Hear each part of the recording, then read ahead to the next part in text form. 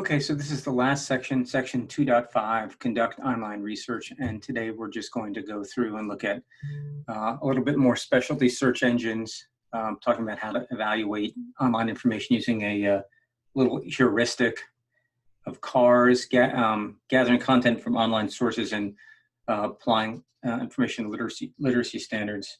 A lot of this has to come with in terms of rights of who owns what and how you properly cite things. So which is very important in anything you do, but especially in academic work. So let's go. So specialty search engines.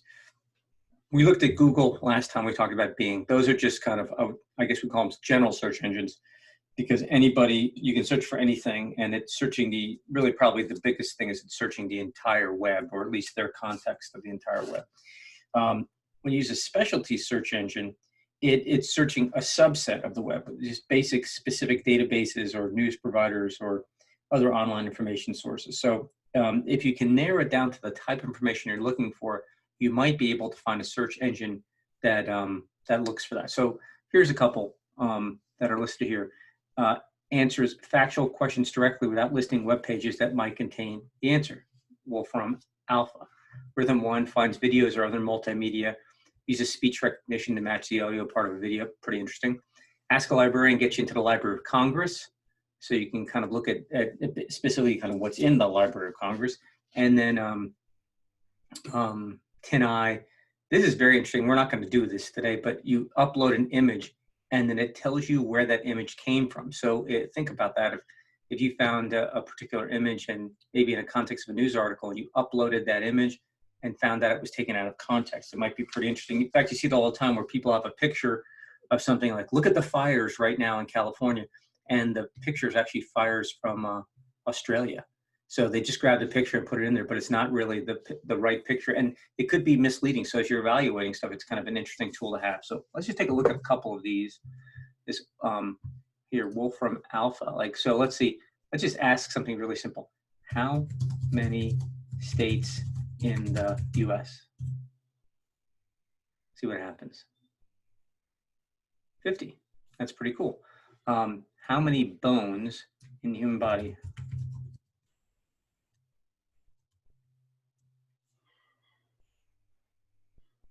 206. I don't know if that's right or not, but it's pretty interesting. Let's see, what's another good one? How many people, Beaver County, Pennsylvania?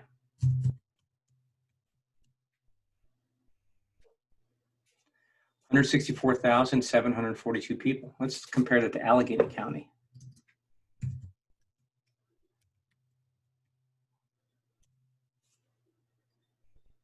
1.28 million people, a lot more people in Allegheny County. So you could probably use some of this in Google too, but this allows you to use it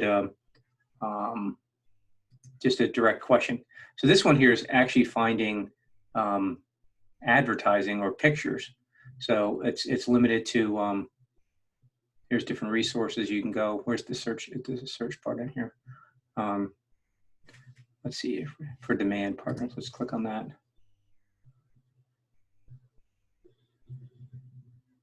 So this is where you can actually go and search for videos or multimedia, okay? Here's a Library of Congress. This is actually an inquiry form.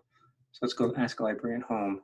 So I can use our online form to ask a librarian. So I can actually ask a librarian for specific help, or I can search through topics. So let's just say, I'm just gonna say the US Constitution.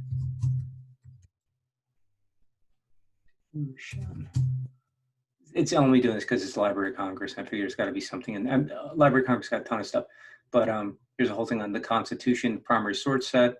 Click on that, and it's going to bring you all the information on the Constitution, I guess. So it's pretty good for a teacher. Very interesting. So this is everything they have to deal with the actual Constitution. Here's James Madison notes on the Constitutional Convention. Pretty interesting.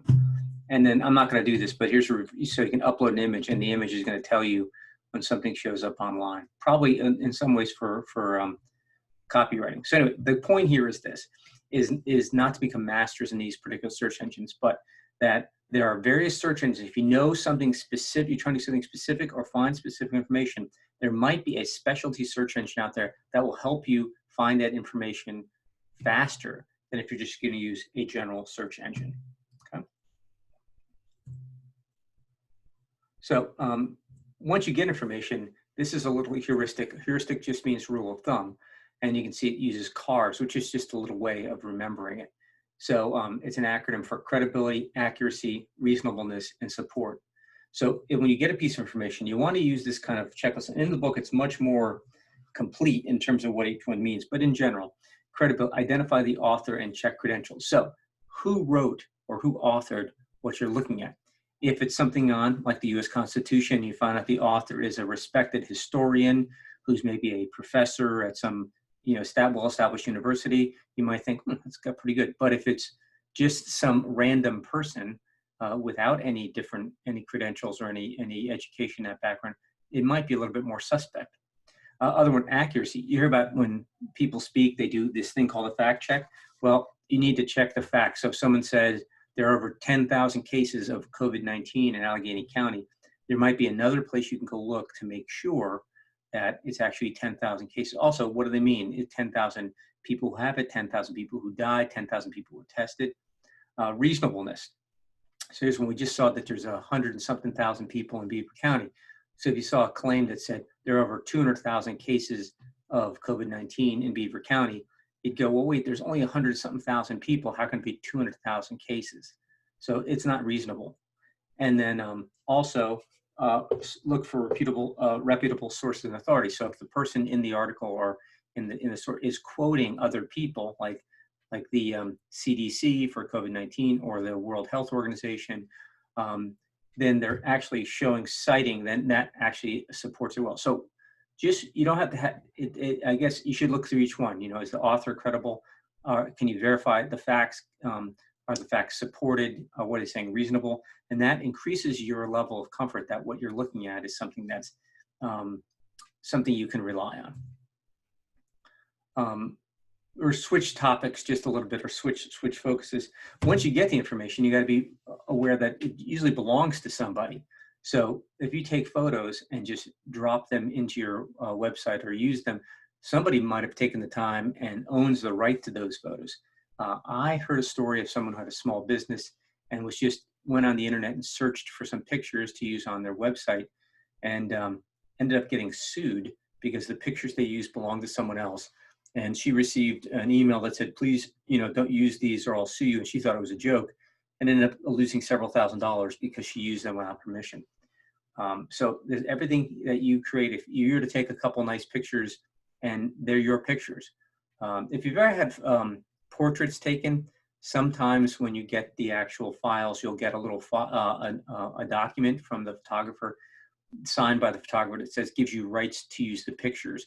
Otherwise, technically, even though you bought a copy of the picture, you might not have bought the actual rights to use the picture everywhere. So that talks about a copyright that gives people the right to sell, publish, or distribute it, and it's making money.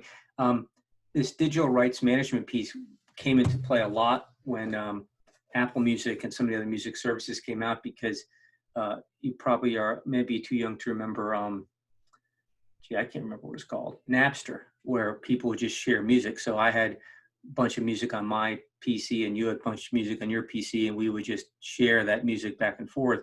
Well, sometimes I would, buy a copy of CD, and then I would rip the CD and keep that song on my laptop. But then maybe 1,000 people borrowed my copy instead of going and buy it. And so a lot of music artists decided that it was ridiculous. And I think Metallica was one of the first ones. They ended up suing. And some of these people who had it on their PC and gave it to 1,000 people, they got sued for the cost of that. So not think anybody went to jail, but I think a lot of people got hit with some pretty steep fines because that music belonged to Metallica and they weren't getting paid for the music that they had produced.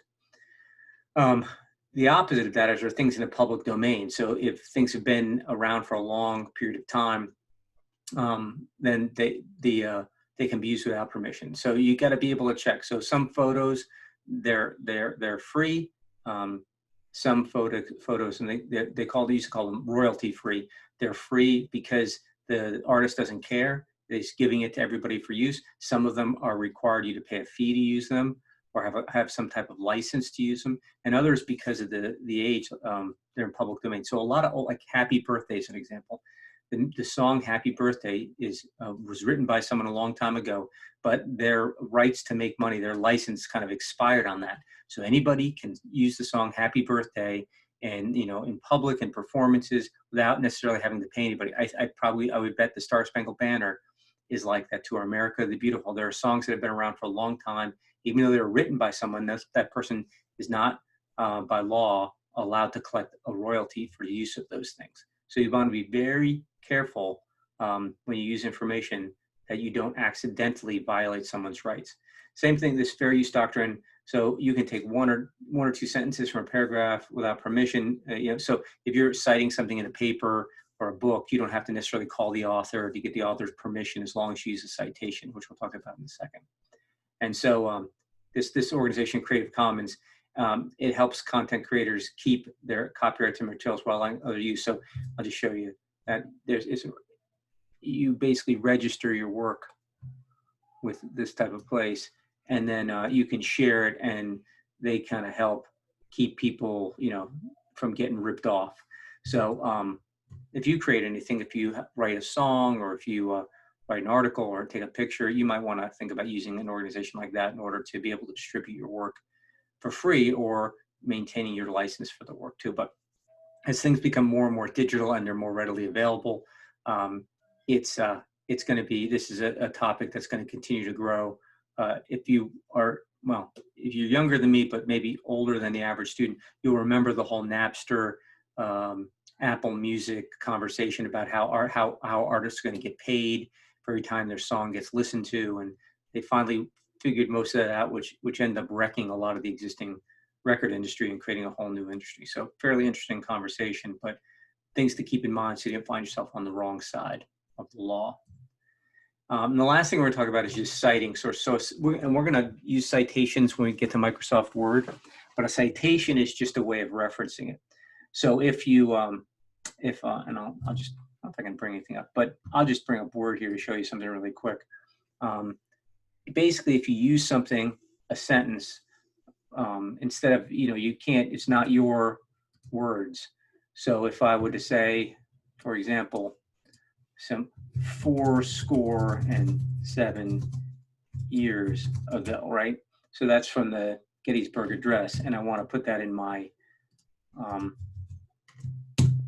paper.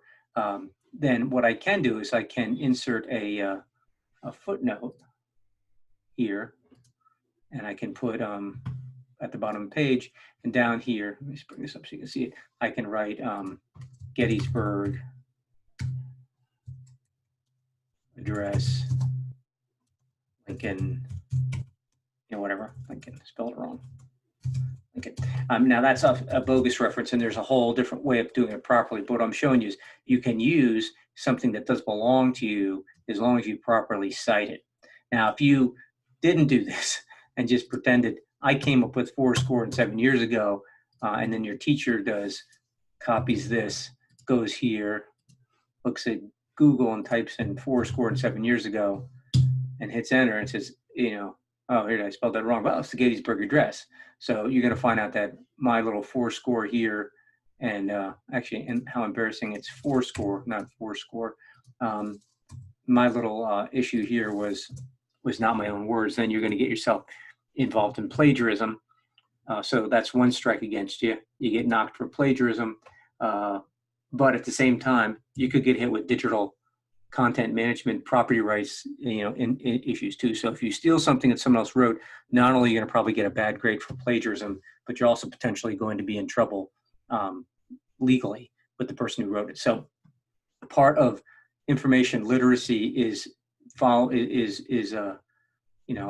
making sure the information there is valid and credible and accurate, making sure that you're following the right ethical and legal guidelines when using it, and also properly citing it so that people don't confuse someone else's work for yours. And that's how we conclude for this. So this is the end of Module 2. There's a test associated with that, so good luck with that. And if you have any questions, you can always get a hold of me at greg.fitchell@ccbc.edu.